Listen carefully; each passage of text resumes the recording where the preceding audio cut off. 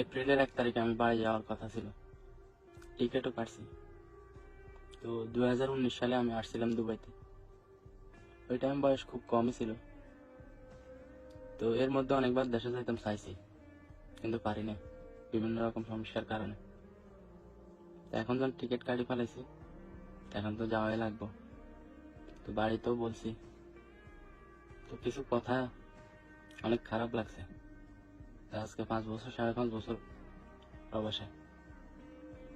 হঠাৎ আব্বার সাথে কথা হয়েছিল। তো আব্বা বলছে যে আমি কিছুই করি নাই ফ্যামিলির জন্য। আমি যে টাকা দিছি এই টাকা দিয়ে চলে না। এর মধ্যে বোনরে বিয়ে দিছে, আমি বাইরে আনছি। তো এরপর আমি কিছু করি নাই।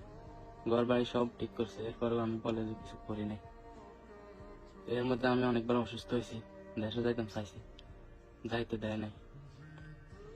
যাক, এটা আমার কপাল। এই টিকিট আমি যাবো না দেশ।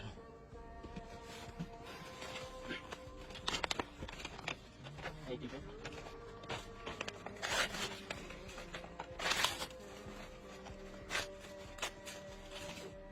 এই পাসপোর্ট।